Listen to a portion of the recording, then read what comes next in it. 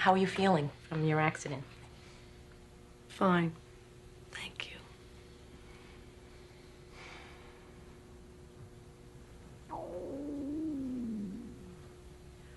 Honestly, if you told me 5 years ago, I would be sitting here today.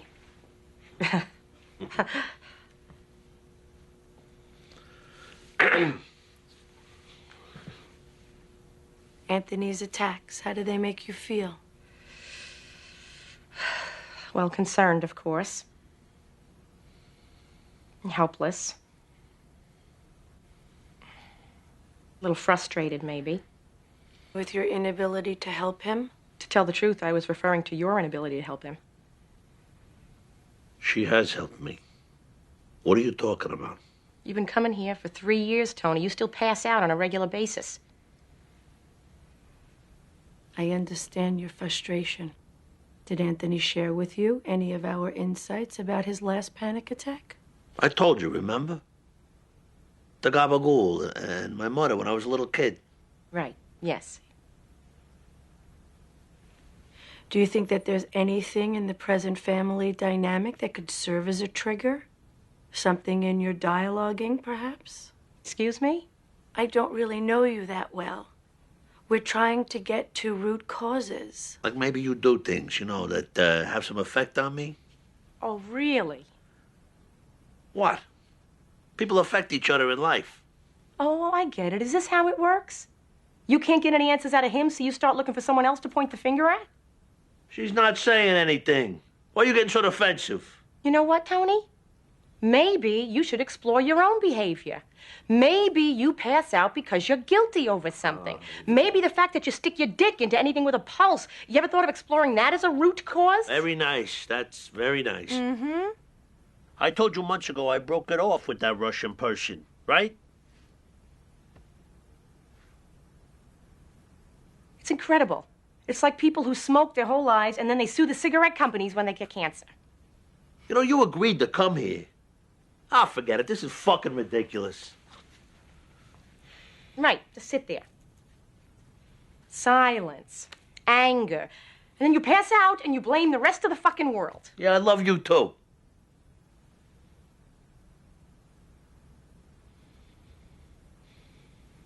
You're both very angry. Yeah, you must have been at the top of your fucking class.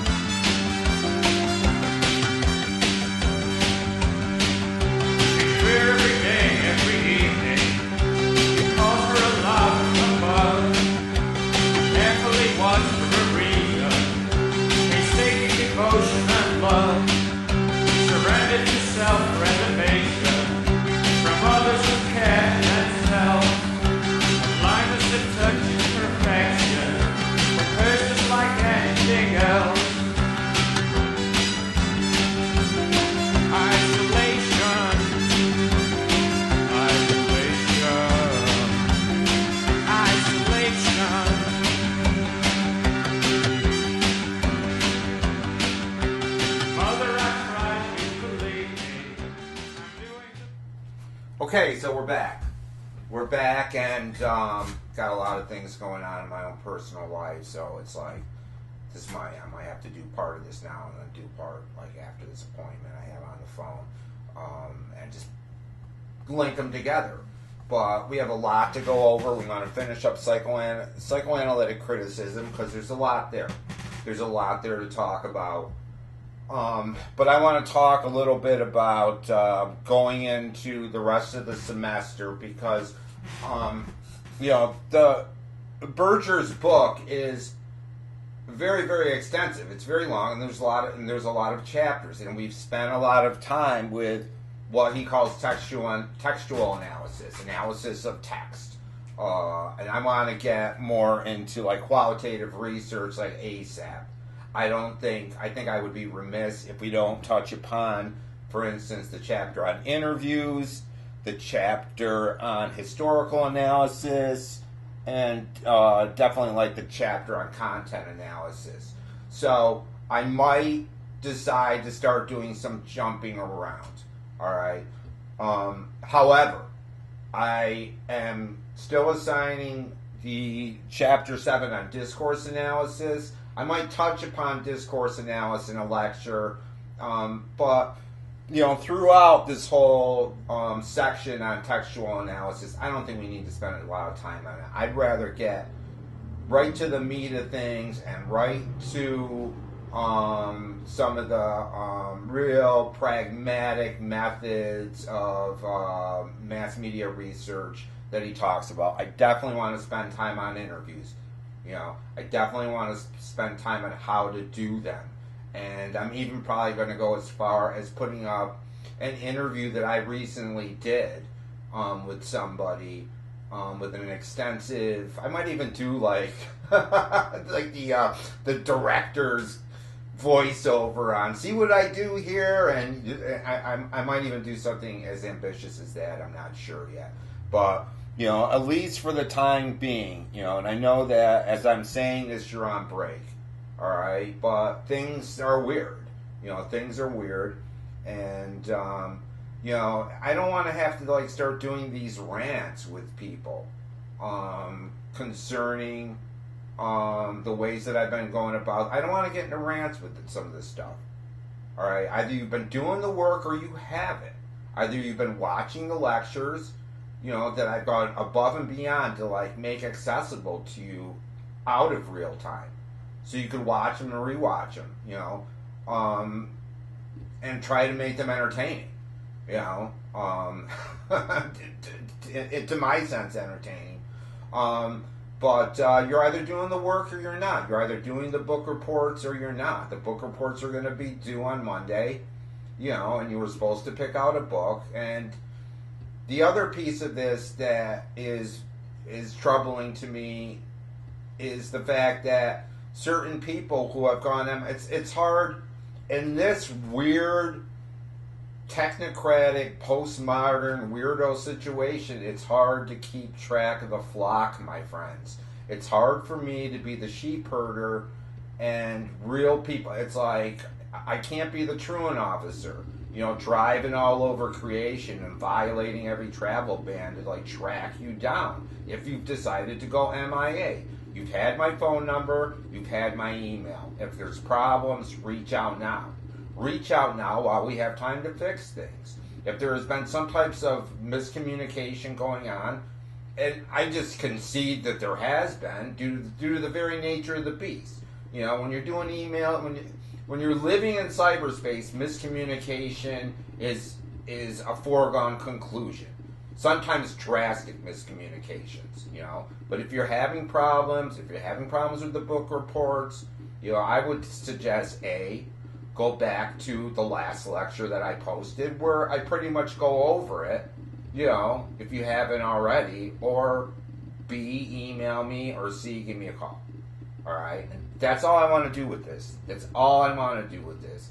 This is not chiding you. This is not shaming anybody. It's like everybody has got enough on their plates right now for me to throw some trip at you about,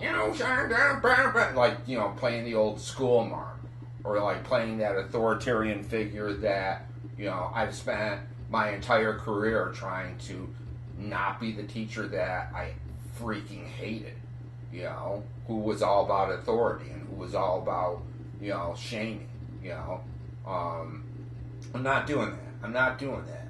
If you're having personal problems and you can't get to the work, it's like, we'll make arrangements. It's like I was talking to another teacher the other night, just this morning, as a matter of fact. I'm not going to be the weak link in your game.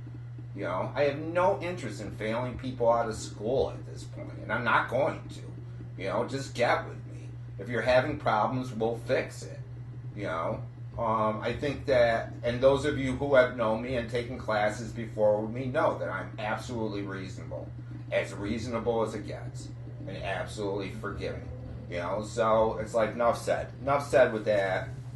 editorial that was probably unnecessary, but book reports, read Chapter 7, discourse analysis. It's all on Blackboard, folks.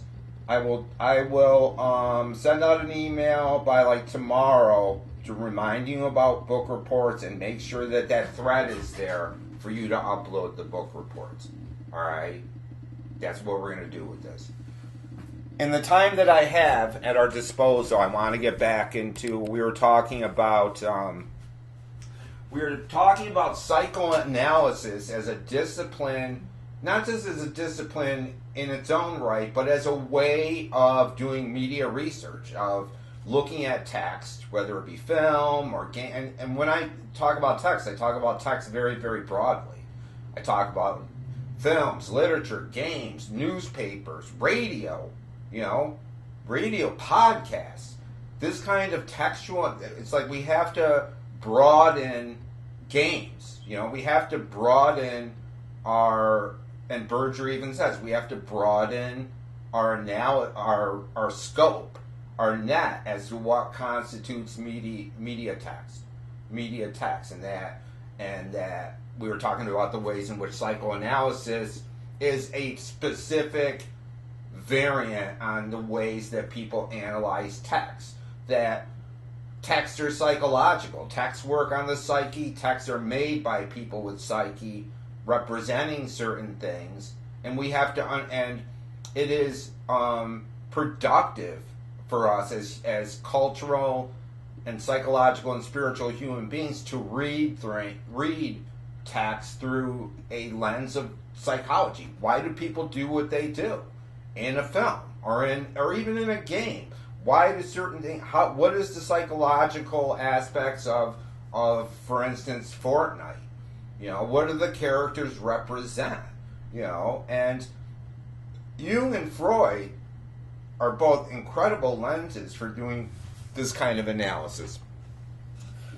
We were talking about the ways in which Freud looks at the development of the psyche in Freud's foundational work has to do with this conjunction between psychological development of the individual who goes through stages that are predicated or connected to one's evolving sexuality. He put a lot of emphasis on the sexual development and maturation of the individual, and talked about stages in which that took place. He also talked about the ways in which certain stages within this schema were not properly worked through in infancy, as a toddler, and these different periods that if one was not allowed to express these drives at any given point along the spectrum, that this bundled up or distorted energy could have far-reaching influences later on in our lives and manifest themselves in all kinds of psychological misalignments and disorders. All right, is Freud's model highly contestable? Absolutely. As a matter of fact, our other guy in this drama, Carl Jung, will specifically break from Freud due to his overemphasis on sexuality, but we'll get to that later, all right? Because Jung will have a very, very different. When you read any particular psychologist or any school of psychological thought, I would submit to you that you should always be asking one primary question, whether it be Freud or Jung or Alfred Adler or Rollo May or any of you psych people, right, who are taking psychology as a discipline. One needs to ask the question under any given form, whether it be Gestalt, there's this carnival, this circus of different schools, all right? But every one of them has some underlying assumption about what a human being is, what a human being essentially is. Are we merely an intelligent animal that has evolved up? Are we merely a higher primate who has evolved with this large brain and with these hands that are able to do things, with these opposable thumbs, and that we're still kind of part of the animal world? Or is the motto of the human being that is being used saying that the human being is that and maybe something else? Maybe there's something there that defies a biological reading. Maybe there's something more intangible to the psyche. Whatever your conception is of a given thing. Maybe it's like maybe we're somewhere between, as Franco Berardi likes to say, maybe we're halfway between the animals and the angels. And maybe there is these non-sensory components of us that Jung will start to look into, because he'll turn away from, ultimately Jung will turn away from this idea that we're merely these hyper-intelligent, fleshy, evolving primates, and think that maybe there's something else going on in this whole schema that we don't understand. All right, but we'll get to that. So Freud looked at human sexuality as having these four different stages in the game, and he called them the oral, the anal, the phallic, and then the genital. All right, and we can't get squirmish about all these terms. All right, we're looking at these terms. We're looking at these admittedly sexual terms in a very clinical kind of way. All right, so no memes, no snickers about what these stages are called. All right, but that he had this conception of the developing human being from infancy on, and that through the maturation, it's like it's a foregone conclusion that our body, we come out and we're like these little like amphibian kind of. We look like E.T. When you come out of your mom, you look like this little salamander with these little things, you're this tiny creature, and just, a couple decades later, all of a sudden it's like you're walking around with all these opinions and career options, and that in itself is somewhat miraculous and baffling, right? But that we just forget what our origins are, what our embryonic origins are, and people will talk about, people will go as far as saying that, the psyche of the human being starts to develop in the womb, people will come along. But, for our interest, Freud would say that the infant, that these intensify, and that during each stage, we would have a different zone of our bodies, which would be what he would call erogenous or erotogenous zone. I can't remember the exact. Erogenous zones is one of the terms that's used, or erotogenic zones. That the areas of sexual intensity of the body would change over the maturation process, and that's a no-brainer. It's like, as far as buying that as a viable concept, certainly these ideas that the erotic zones travel to different parts of the body as we mature. It's just like, just one word, puberty. Puberty is a verifiable case of the fact that once we hit puberty, our bodies and our minds are changing, and our preoccupations about the ways in which we groom our bodies and the different parts of our bodies that we're concerned with have these drastic changes. Freud will say that this happens in a continuum, and it's not. And puberty just happens to be, one of the more dramatic transformations of these different zones of intensity. All right, and he'll say, like, for instance, let's take a few examples while we're at it. he'll say in this slide, and this doesn't even come from Freud, but somebody paraphrasing Freud or encapsulating Freud, it'll say like the mouth, like infants and their predilection to need to be sucking on something, whether it be a nipple of a bottle or their mother's nipple or a pacifier, that there seems to be this infant's predilection towards having things in their mouth and chewing and sucking. This is like, just look at, those of you who deal with infants. I mean, it's just like this is like a no-brainer.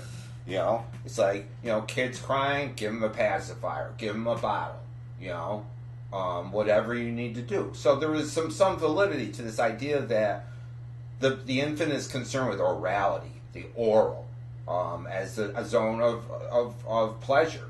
Because pleasure at this point has to do with, taking in breast milk, or taking in formula, or eating these soft foods, or learning how to yell and articulate with the mouth. That the baby is in a sense all mouth, except when they poop, and then they're like just all poop.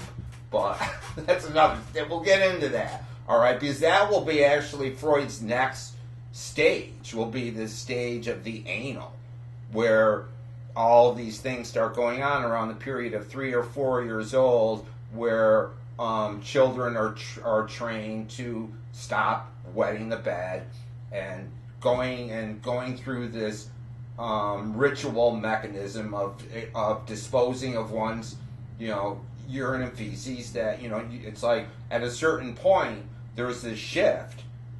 And Freud will go as far as saying that there's a psychological shift that goes on when we toilet train a child, and that if that training is not done properly, or there's problems at that stage, that he will say that it will show up later on.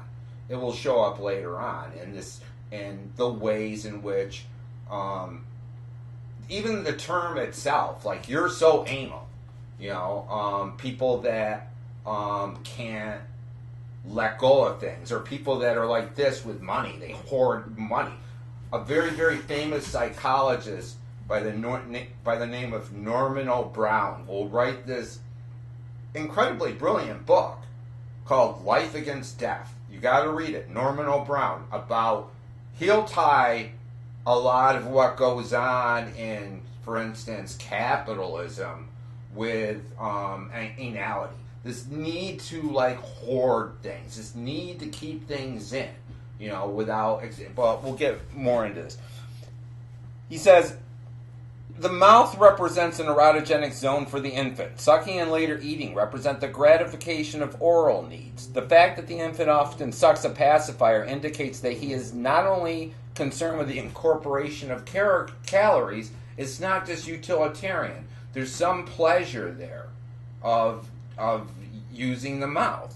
When the infant begins to have teeth, the need to bite, he says, expresses sadistic desires, and it's like, all right, it's like maybe he's full of it, but think about it, all right? Think about kids.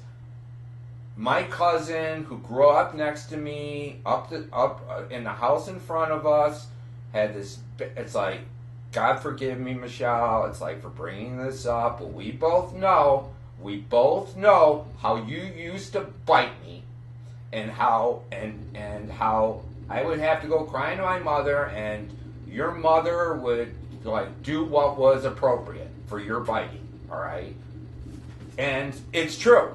It's true. Kids will bite each other, as an expression of what? As an expression of aggression.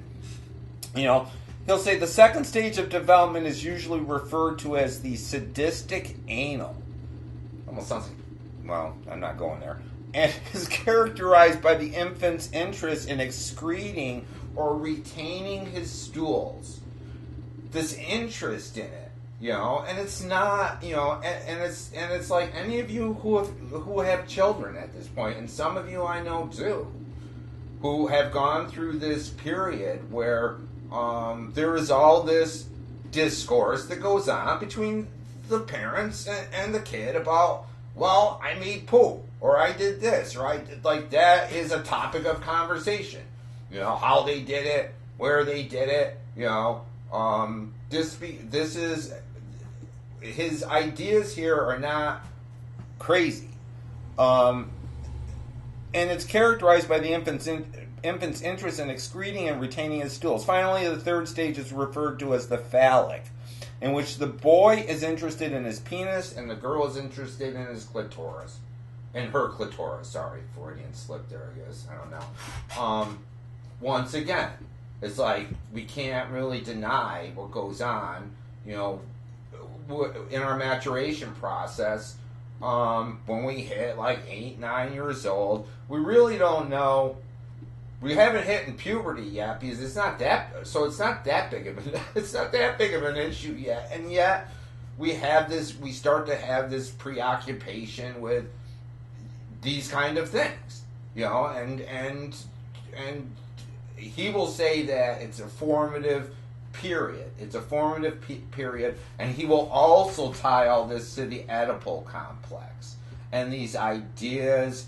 And we'll get into this idea that there are these unresolved issues that go on with the male and the female when they hit this stage that could turn into something unhealthy, right? But he will go as far as saying that comparing the children and comparing genitals will develop complexes sometimes, you know. In the male, the complex has to do with castration or the possibility of having the organ cut off. With the woman, it has to do with penis envy, he'll call it, or this developmental phase in which the young female will look at the penis, will feel as if she's missing out on something. All right. This is all this is all clinical and verifiable. This is not stuff that I am making up, all right? The whole thing is to be able to wrap your heads around it and see and be able to means test and be able to test it in your own sociological and biological and biographical ways if this stuff bears any resemblance to the truth, you know. He'll say the boy's interest in his penis appears to be responsible for his positive Oedipus complex, which is finally dissolved by the fear of castration.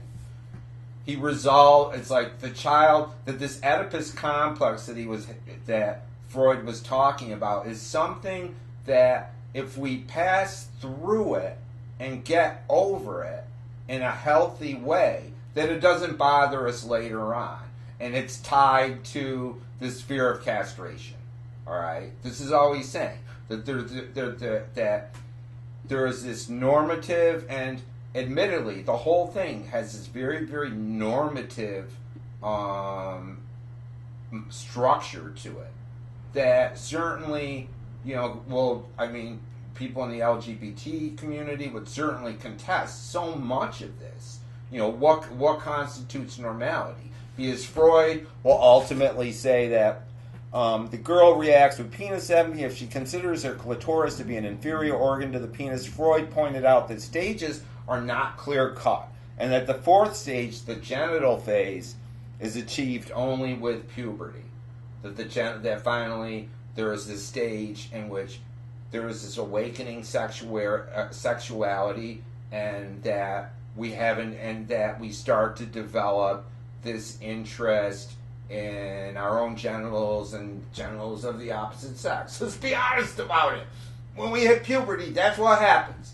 That's what happens. We start to discover certain phenomena, you know, and seldom does one not pass through these phases, up to and including discovering the phenomena of masturbation. You know, and what we do with it, you know, what we do with that is, you know, telling, you know. So there's this whole idea of this maturation and development that has these psychological ramifications to every instinct of it, right? That if these phases, for Freud, if these phases aren't passed through and a normal, and what he constitutes as being a normal developmental way, then there's going to be issues later on. There's going to be issues later on, he says. And this is just another breakdown of it. Another PowerPoint. Psychosexual stages: the oral from 0 to 18 months, pleasure centers on the mouth, anal 18 to 36 months. It's like a year and a half to 3 years. Pleasure focuses on bowel and bladder eliminations. Phallic, 3 to 6 years. Pleasure zone is the genitals. Coping with incestual sexual feelings. You know, this is Freud, folks. This is not me. If you want to read more about it, you can. Those of you who want to become therapists or want to work in psychiatric counseling and stuff like that should I would strongly encourage you to become well versed in both Freud and Jung. You know, if you're going to be good at this. All right. Phallic 3 latency. He says, and Berger doesn't say too much about this, but other places, including this PowerPoint, will say there's this latency period between 6 years old to puberty. Well, we're not really concerned about that anymore. We're concerned more about being good at kickball, or being good at, skateboarding, or or sibling rivalry. That sexuality, there's this period where it kind of goes dormant, and we're more into playing Fortnite or watching watching whatever on TV, and that there's this period of fraternization, and then the genital puberty, puberty rears its ugly head, and then it's all of a sudden, it's funny, what movie is it? There's this beautiful movie that it's God, please Bongiorno, remember the movie. It was this movie with John Cusack called High Fidelity. High Fidelity. If you ever get a chance, you got to see that. It's he's reminiscing, and he's saying at one point it's girls didn't even exist. The next minute they were everywhere. He says they were everywhere. All of a sudden it's it's when, and that's the stuff of life. This is just another explanatory diagram.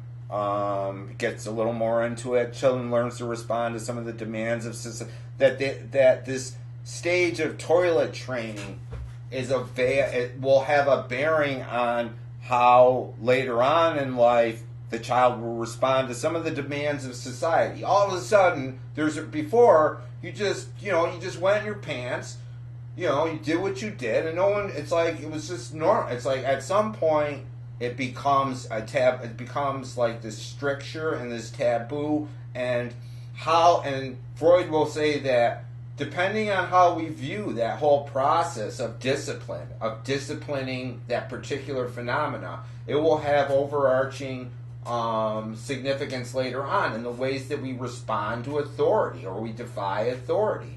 And any of you that have, and I deal with a lot of youngsters all the time, not necessarily this young, but we all know, and probably see it all the time, that one of the, and it doesn't take somebody with a PhD in clinical psychology to understand, what goes on when, for instance, a preteen starts wetting the bed again as an act of defiance, that something's going on there. It's we see it time and time again. The phallic period, child child starts to emulate the father, wants to be like the father. I can remember, unfortunately, this, not to always, I got to use anecdotes because they work.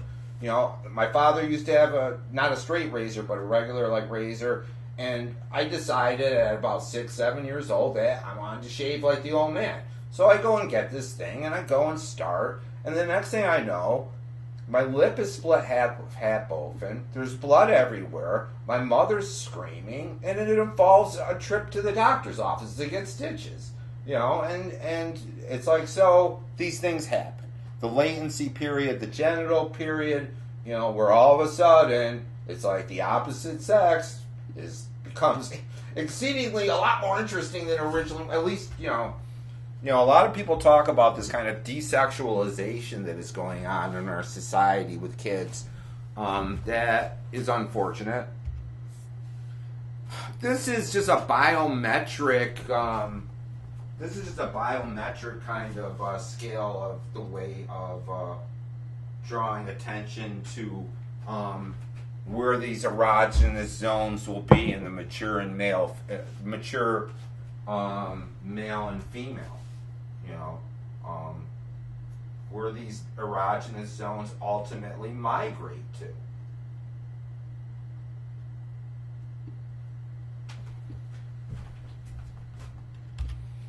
But there's more.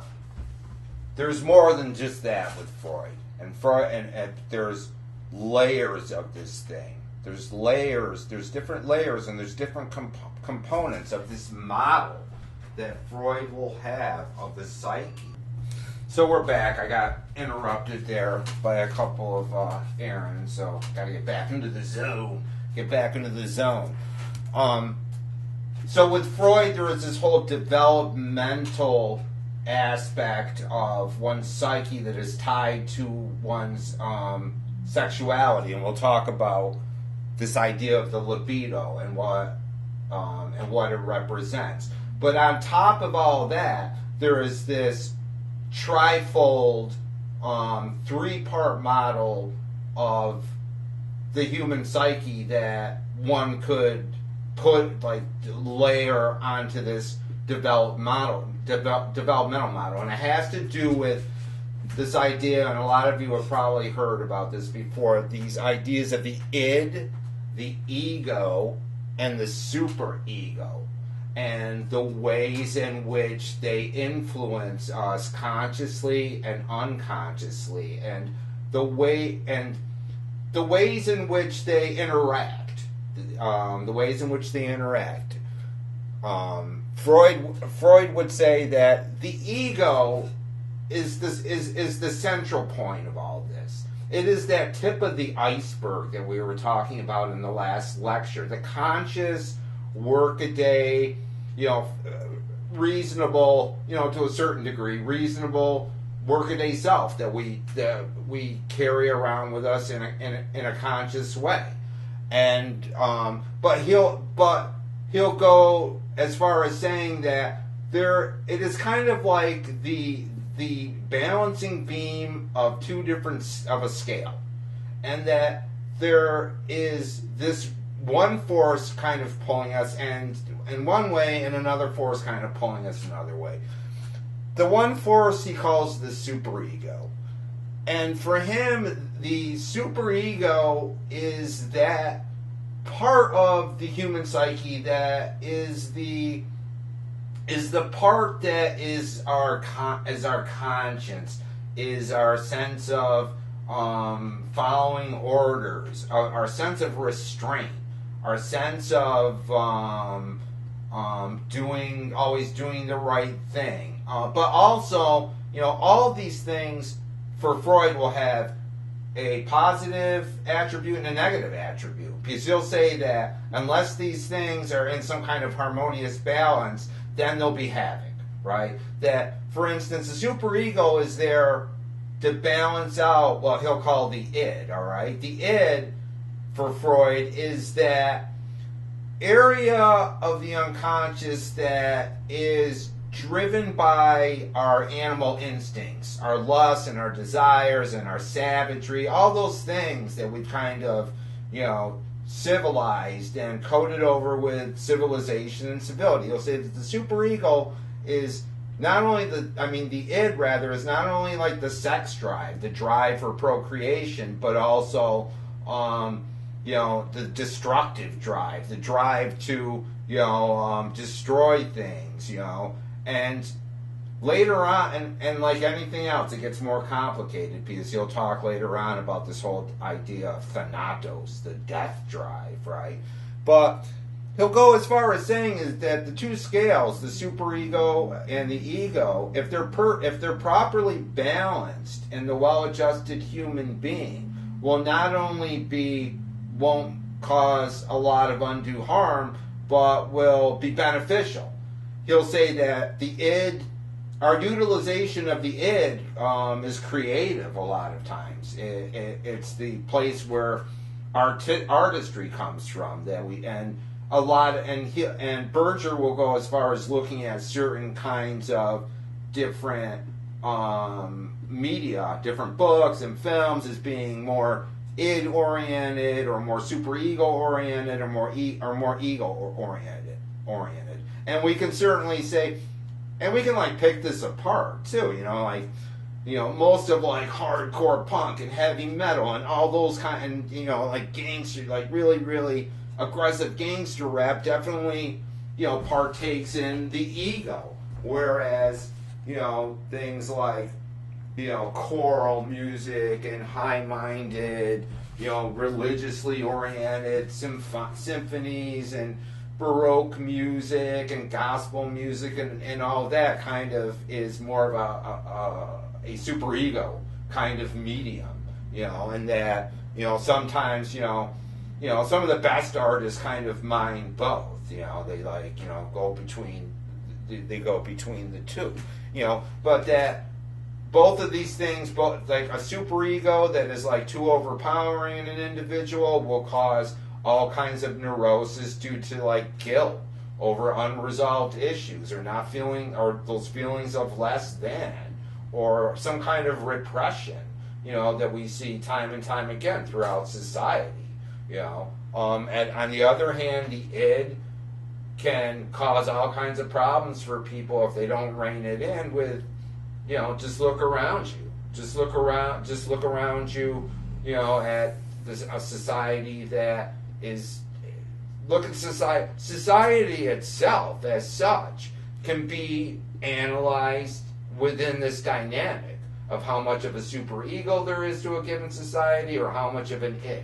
The id would certainly, map to, all of a nation's needs for aggression or needs to enslavement or just, being, like going to war, those militant, savage aspects of us, whereas like the superego in a society would be, what Abraham Lincoln would call the angels of our higher nature. Lincoln would literally use that term, the angels of our higher nature that are able to, act with, civility and restraint sometimes, and it's that superego, that is functioning when, we're about to throw down with somebody and this maturation process when we decide to walk. We do a risk-benefit analysis and you're like, you know what, it's like, I want to punch this guy, but if I want, and media will do this too. Media, for instance, like say like on Walking Dead, right? When Rick Grimes finally got Negan is like, it's like Negan is the id, right? For those of you who watch Walking Dead, it's like Negan is the id gone rampant, and Rick Grimes is more of the ego, superego guy. And when he finally gets Negan, he's like, he has to muster up all the forces within himself not to kill him right then and there. And that's the superego, right? So we can already see where these dynamics will lead to a way of analyzing these. Come on, Buongiorno. A way of analyzing these different elements, all right? Berger, who he gets more and more brownie points for every chapter I read, being a Trekkie myself, a Star Trek fan, a fan of the original series, and the other, Next Generation, thumbs up. Later on with Voyager and these other things, Buongiorno doesn't know. But Buongiorno knows one thing. On a Saturday night, when he's not doing stuff, he still turns on MeTV and checks out the original Trek. And he'll, Berger will say that, this tripartite scheme, who are the three main characters, right? Kirk, Captain Kirk, and McCoy, Dr. McCoy, and Mr. Spock, right? And that it's like, whether consciously or unconsciously, Gene Roddenberry, the creator of Star Trek, created this tripartite thing that one could do a Freudian reading on. That Kirk is the superego. He's the commander. He has to. He has duties. He has responsibilities. He has to adhere to the prime directive.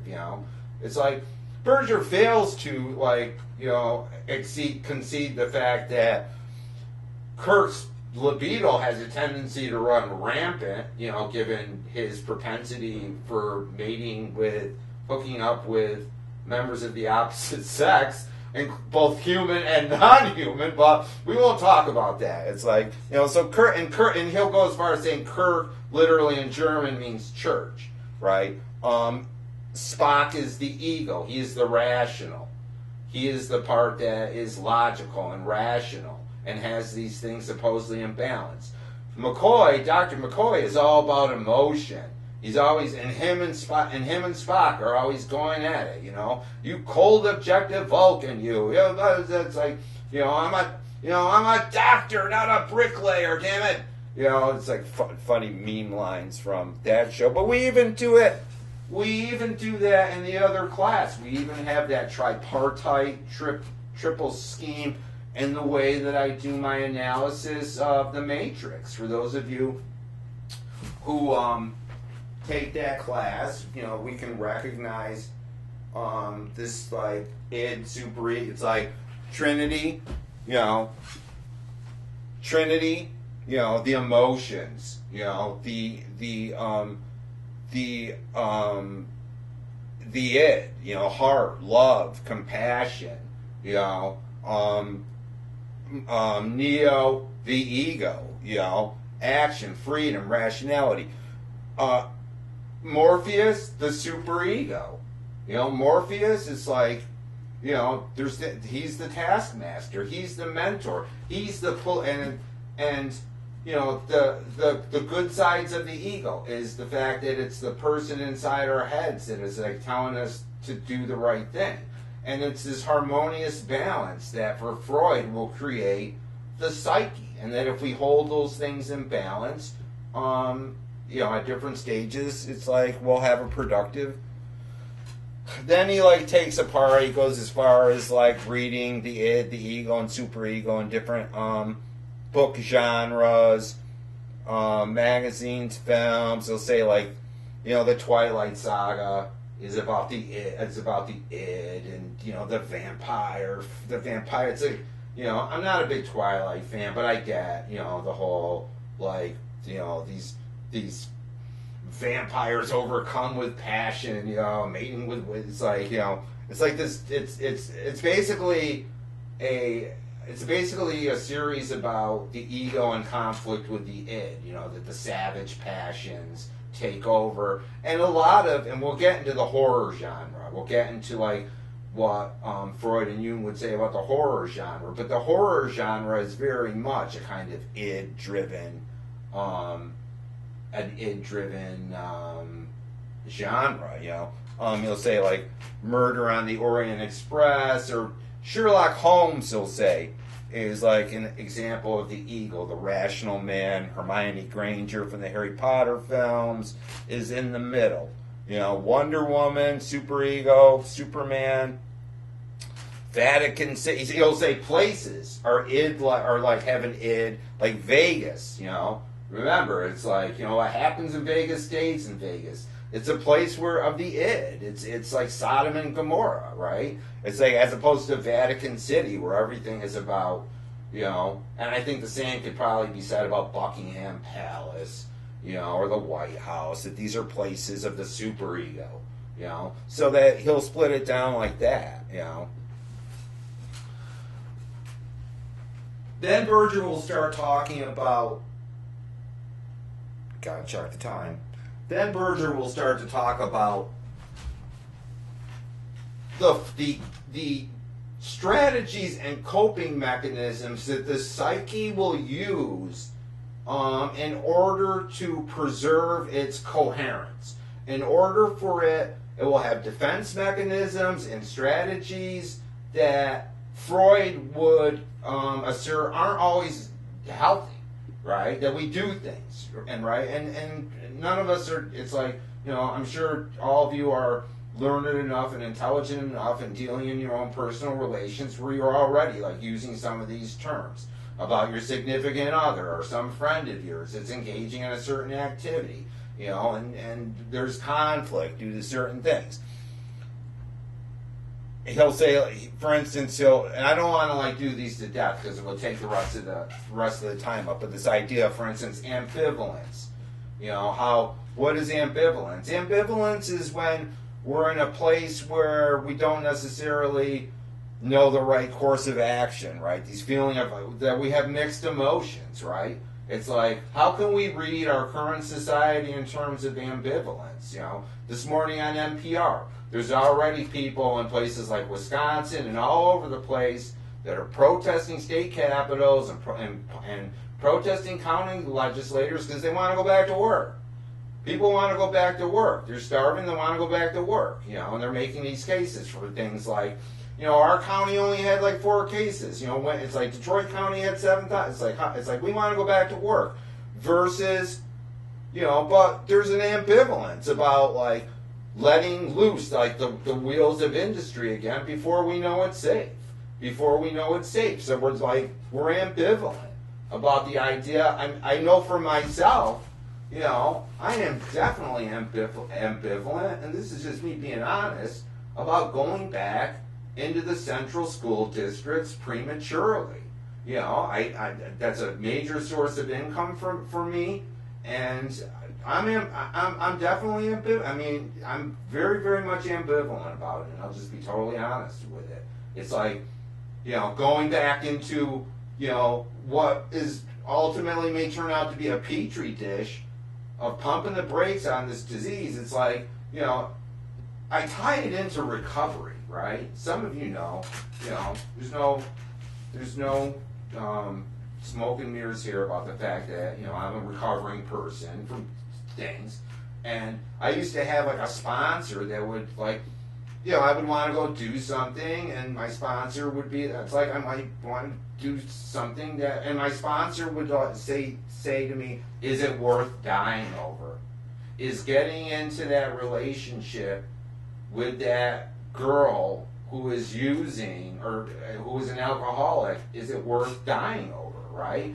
Same thing in this situation. Is it worth dying over? So we're ambivalent as a society about, how to go. Avoidance. Refusing to deal with the subjects that distress or perturb us because they are connected to our unconscious, aggressive, or sexual impulses. Sometimes, whether consciously or unconsciously, we will simply avoid a situation, right? Sometimes that avoidance is healthy, right? Sometimes it's not.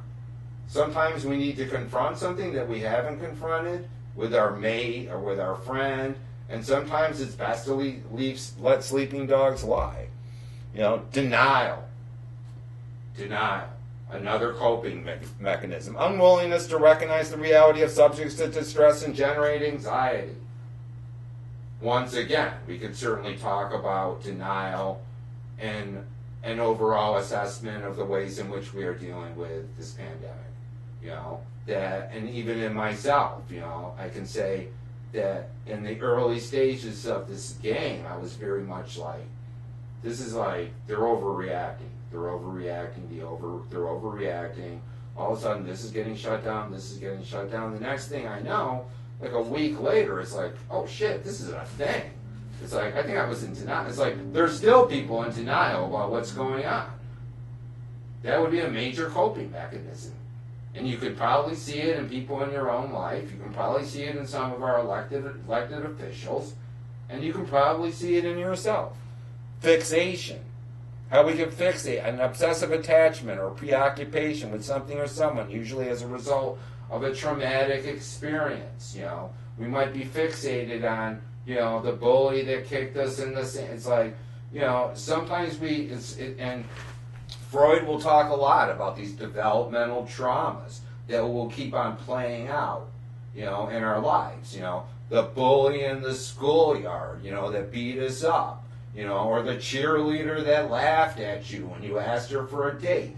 These fixations that we have, that we carry with us in either a repressive way, you know, that we become fixated on stuff, you know, from the past, right, as being a model of our reality. When we look at the whole thing, it's like nostalgia, you know. It's like, I know a lot of my Generation X buddies, like, they all want to go back to the 80s, right? It's like, and there's cogent arguments for wanting to go back to the 80s. The 80s were awesome. The 80s were awesome. You know, we were like kings.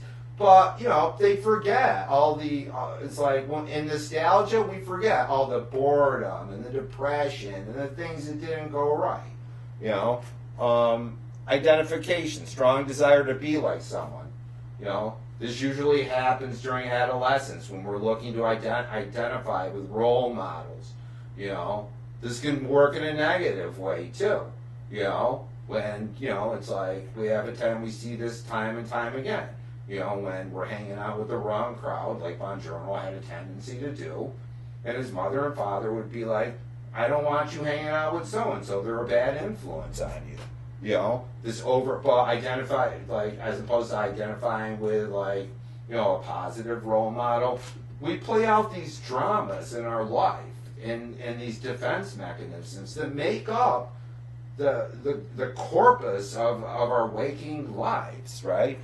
Projection happens all the time. We project stuff onto people. Good example of projection is when we're like young love, right? It's like when we're projecting, it's like, you know, when we first fall in love in school and we see the person and we put all this stuff on them. We project all this, or we project negative stuff on all these people. Like, we'll have the one guy that, for whatever reason, we just decide that for whatever, and everybody does it. Everybody does it in one way or another. As well-adjusted, like my most well-adjusted friends and associates will act out in certain ways and project things, you know. It's like I have one friend that's always got to have a whipping boy. He's always got to have somebody in his life who is playing the role of just messing with his life. You know, and that guy changes, right? And he'll get free of one guy, and he'll move on to the next guy. He'll move on to the next guy, you know. And I'm probably doing a little too much TMI here, but it's hopefully you know. So rationalization, how we rationalize things, right? How we rationalize our behaviors, you know. Addicts are a great example of rationalization, you know. Rationalizing stuff. Well, I'm not hurting anybody, you know, not seeing all the damage they're doing to themselves, and the reaction formation. And then there's a couple, and then I want to get, you know, I found a couple of like altered, like different takes on some of these things to that you'll have in the. You can compare what Berger has to say about a lot of these defense mechanisms and what other people have to say, you know. I found other places like this narcissistic, what this person, and these are all highly contestable, you know, that a trait is narcissistic as opposed to not, or immature as opposed to not, you know, regression, you know, we all know about regression. We all know how we like to like retreat back to some, and you're seeing a lot of that now too. Right? People retreating, and people having every incentive in the world to retreat into some game or I'm sure people are like binge watching, you know, shit that they used to watch when they were like 8 years old. You know, I'm sure all that stuff is happening. This kind of regression that is understandable in terms of the fact that, you know, we're in a situation right now that is catastrophic and might have long-ranging. It's like There's every reason in the world that the psyche would want to go back to a happier time. You know, because let's face it, it's like, this ain't happy times. This ain't no cakewalk, right? So there's all these other charts. Passive-aggressive behavior, that's a big one. You know, what is that? People bandy these things about, right? It's like passive-aggressive behavior, and it happens consciously or unconsciously, you know, in situations. And here it's like, the example is, she agreed to share her notes with me, but after class she went straight home. You know, this idea of attacking somebody by withholding something, you know, or blameism, you know, stuff like that. He'll go on to look at the horror. He'll go on to do this psychoanalytic reading of the horror genre and what the horror genre and a lot of people have a lot of conflicting ideas about what the horror genre is feeding in people.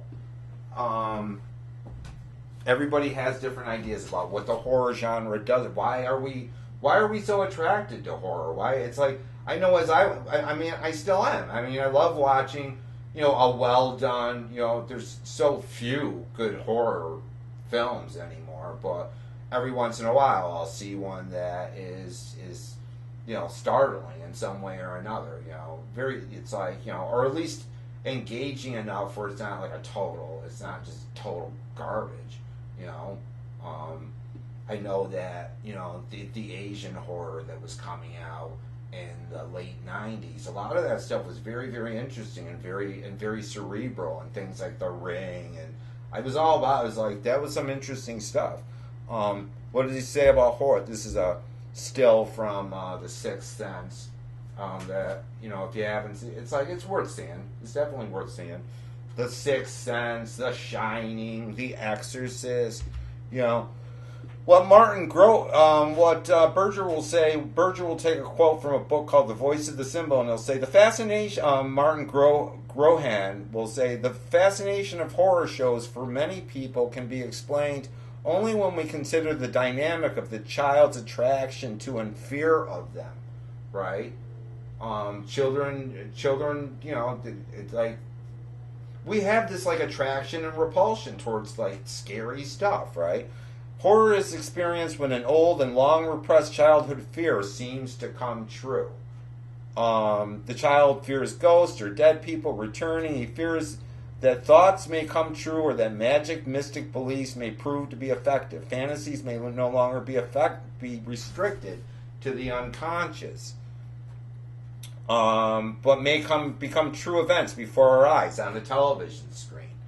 We are all full of dangerous, bad wishes and thoughts which suddenly may emerge from repression and seem to become real and true. We can actually see them happening on the screen. All right. This is very highly arguable, but what is this author trying to say?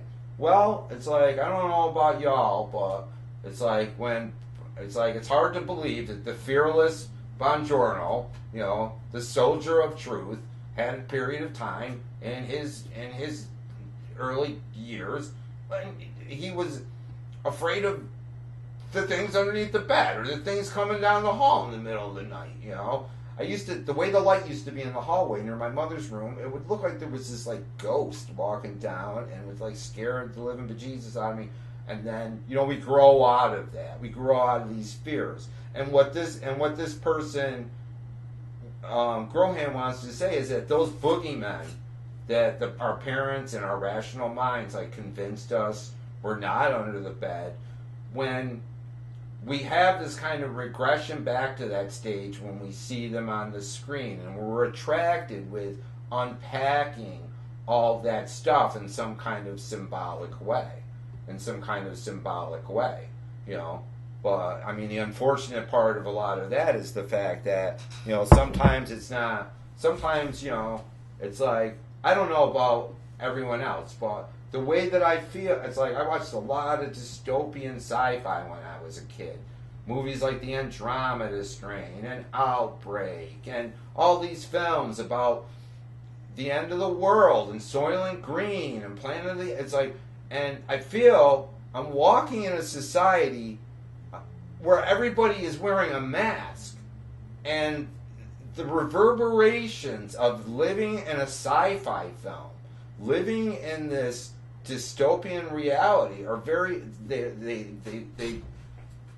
They're there, you know, making the connections with the idea of like living in a sci-fi film is very, very much there.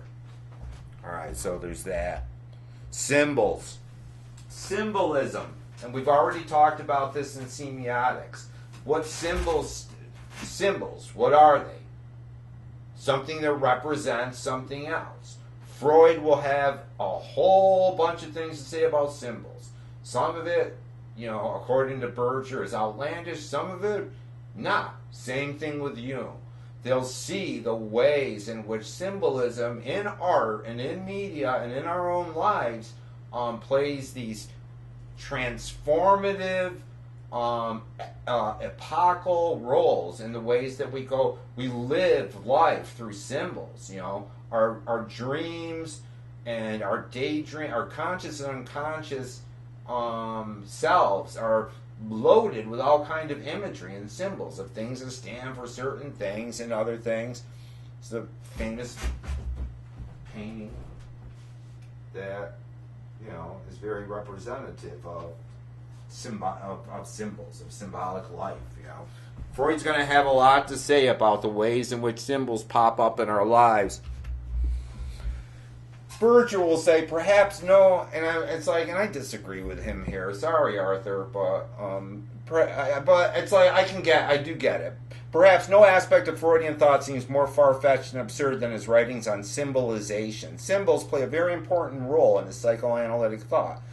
They were defined by Hinsey and Campbell in their psychiatric dictionary as follows. What's a symbol? The act or process of representing an order or idea by a substitute object. We substitute one object in place of another in order to symbolize it. In psychiatry, symbolism is a particular importance since it can serve as a defense mechanism of the ego, as where unconscious or forbidden aggressive or sexual impulses come to expression through symbolic expression and thus are able to avoid censorship. What Freud will say is very interesting about the nature of our dreams, and that he'll ultimately say that the psychology of dreams has to do with these wishes that the ego, that the id rather, I went through all of them before I got to the right one, that the id will have all these desires that in rational life it needs to keep under wraps, but in the dream world it's allowed to kind of play itself out and have its due, the devil having its due through this symbolic landscape where it affects us, where symbols of these hidden wish fulfillments that we have can be looked at in dreams. And Freud will see that whole continuum of dreams and dream analysis as being very important to get to the core of things of certain forms of psychoses and neuroses and what we were hiding from ourselves in our conscious lives. And using dream analysis, you know, in these often productive kind of ways, you know. And I'm sure everybody that's watching this right now dreams. You can't not dream. You know, you may not be conscious of your dreams, but you'll have certain kind of dreams. You'll have recurring motifs in dreams. And what Freud will always say is, especially with the recurring dream, he'll say that there's something going on with the person that is not resolved, that has not been resolved yet. Symbols play roles in every part of anything that has to do with art or the psyche. You know, the occult, like people that read tarot cards or into astrology. It's all symbolic, you know. It's all It's like everything on like a tarot card is symbolic of some aspect of the human psyche. You know, and that's where, and Jung would become very, very fascinated with things like the occult and magical rituals in different societies, about the ways in which this economy of symbols would play, and we can see it in nations, all right? And we're going to get into a lot of this in the other class once we start watching Adam Curtis's documentary, The Century of the Self. Symbolism plays huge roles in our lives, right?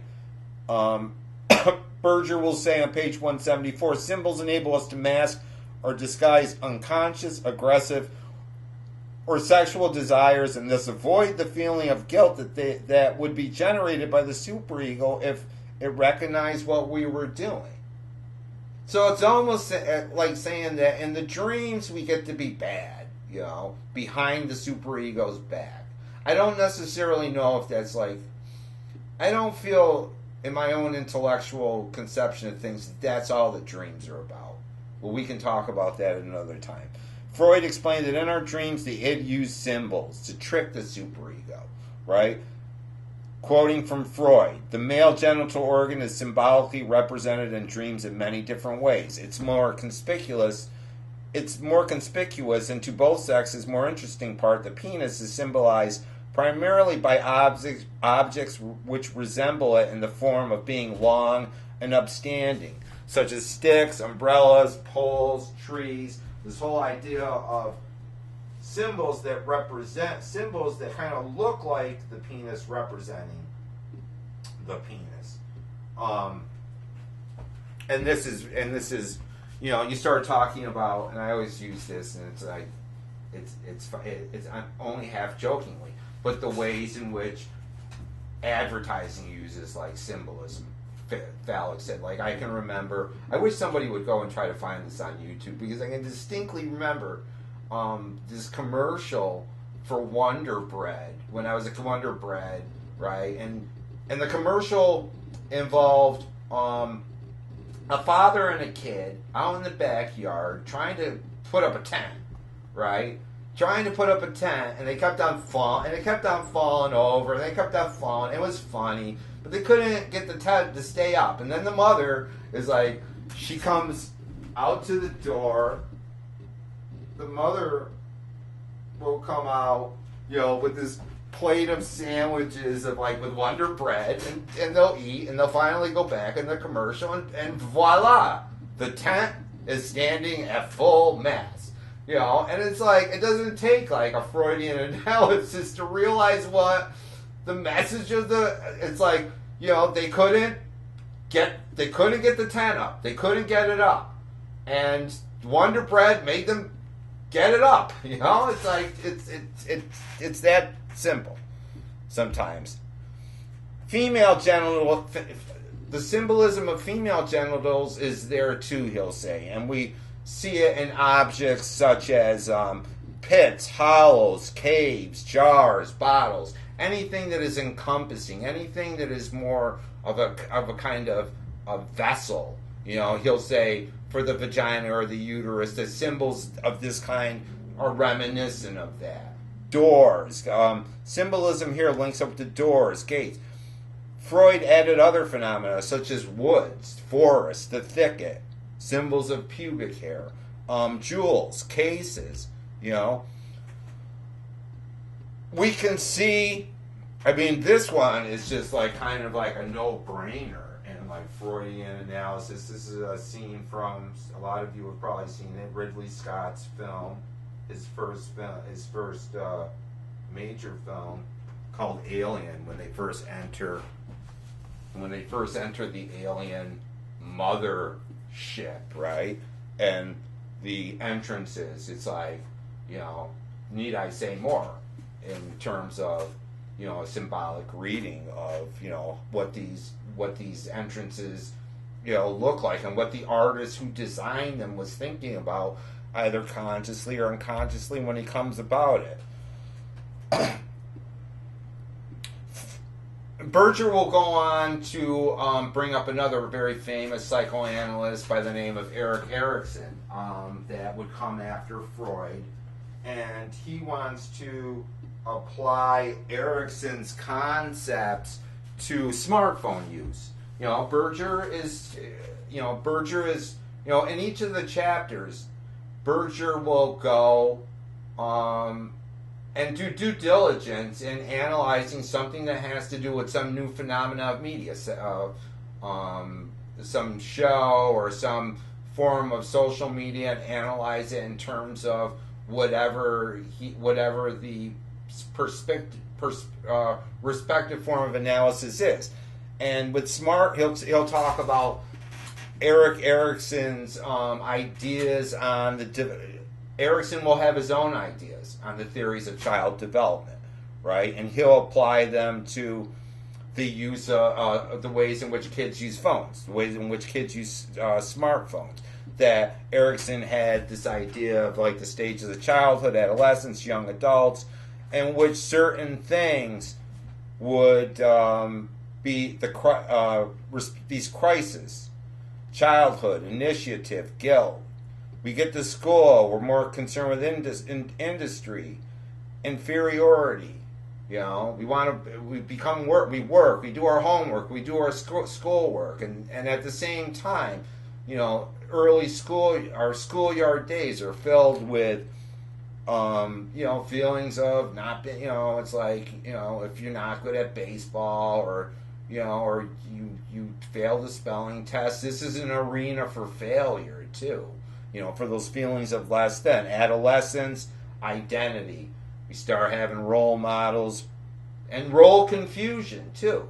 Role confusion that we see in everything from like sexuality to having. It's like a lot of films will play out these mechanisms. You give me a film, I can do a psychoanalysis in it. And there's numerous films where the hero, and we're going to have to talk about the hero, this like archetype of the hero, where the hero is confronted with, the good role model and the bad role model, and usually the narrative has to do with, many is the narrative of the man who, I was just watching like, don't ask me why I was watching it, but I had never seen it before, and I'm sure some of y'all have probably like watched it. I was watching a biopic on Biggie Smalls, Notorious, and it was very interesting to me the ways in which this film of this kind of innocence and his mother, and him wanting to do the right thing and having this strong single mother played by Angela Bassett as this role model, and there is this disruption that goes on with her, and she's like shaking her finger at him, like, it's like you're playing with fire with all this stuff. And then through the world of rapping, he becomes like famous, and all of a sudden it's like this world, the world of the id is laid at his feet, like women, drugs, sex, unlimited resources, and he falls prey to all of that, and then he gets in this really, really bad accident, and he's laid up, and a friend of his comes in who like represents like this like person from his past who's been through like what he's going through, and he's like, it's like, so he has time to think about all this stuff. It's very well done. It's very well done, for a mainstream film. And then, he gets back up after this passage through this process. He gets back up and he rethinks his life. He gets with his kids. He stops like screwing everything that moves. He's and he wants to even change the nature of his material. He wants it to be more spiritual and all that. And that, that kind of narrative plays this out to a T, and I mean the overriding shadow that looms over that film and his biography is that no sooner does he gets this new lease on life than the id kind of reaches back out for him, the id that he's left, and won't let him leave. And there's numerous examples of that. There's numerous examples in films of the guy that wants to go straight, and for one reason or another, his buddies pull him back in for that one last heist, for that one last deal.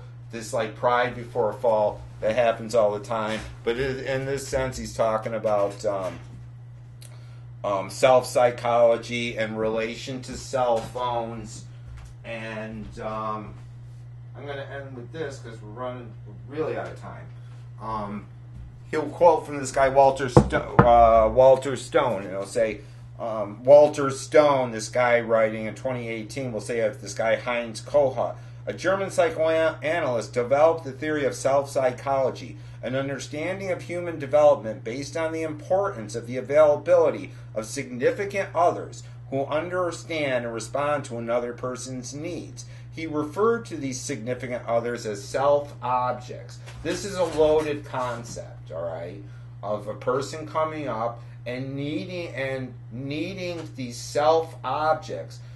It's like, this is like a real kettle of fish about, and this gets into stuff about the way we mirror behavior and all that through this assortment of what he calls self-objects. For growth and subsistence, self-objects provide empathy and understanding, which enables the child and later the adolescent and even the adult to thrive and grow, right? The need for self-objects never disappears. The need for other people never disappears. You know, and what we're seeing right now with the pandemic, you know, I hate to keep on kicking a dead horse, is that, you know, this whole shelter in place thing is really turning into a very deprivating experience for a lot of people who rely on self-objects. You know, the need for self-objects never disappears, but is modified as the person develops into adolescence and adulthood, and hopefully is able to manage their narcissistic needs and narcissistic injuries through a variety of mechanisms. She learned growing up. Cell phones enable one to contact or connect with others in social and other situations. Cell phones also provide an avenue in which to stay connected, be part of one's peer, schoolwork, and family group, or when one is isolated or feeling fragmented and has not had recent contact with others. Gee, I wonder what he's talking about, you know? It's like, aren't we like right there right now? Calling, texting, and reaching out to others can help the person keep her balance in times of crisis. He's like Nostradamus. He's like the amazing Kreskin who could see the future. Thus, the cell phone is not only a bridge connecting one to self-object, but also can be a symbol of connection and security, and thus a self-object itself. This process clearly has a constructive function, but it can become addiction too. Remember the double-sided sword. Remember the double-edged sword, you know, of people who are deprived of a necessary sense of isolation because they always just need to be connected. Connection is great, you know, but we'll talk more about this in the next lecture. You know, for the human, it is my fervent belief, and I have tons of evidence to support this, and tons of cultures bring this out. This idea of a person, and we'll talk about this next time when we talk about like the hero. We're going to have to talk more about psychoanalysis, sorry. You know, but it's like, so what? It's like, it's my class. I'll do what I want. The hero's journey. We'll see times in which, in order to become, there's and numerous examples. There's the hero having to go out into isolation, having the isolation forced on them, or having to go out, and biblical stuff is loaded with this stuff of having to go out in the desert and not be with people, and that's a normal part of the maturation process. But that what we're seeing in this culture is this inability for the developing human being. All of that is getting wrecked by this hive mind, by this need to be connected to something that ain't you. You know, and we'll get more into that next time. I hope everybody is well. I'm trying to, like, you know, keep this material coming out to you guys in a timely manner and prepping. There's a lot that goes into these to get these up on the bird for you to watch, you know, and you either appreciate it or you don't. You know, it's like as far as I'm concerned, it's like I'm keeping my side of the street clean with all this, and I'm putting these up, and it's not that much of a chore, you know, for me to have to do these and you know, like put little things on them and stuff like that. But you know, the question becomes, are you watching them? You know, because what really sucks is when I go through all of this and like no one's watching. You know, that sucks. So watch them. Watch them.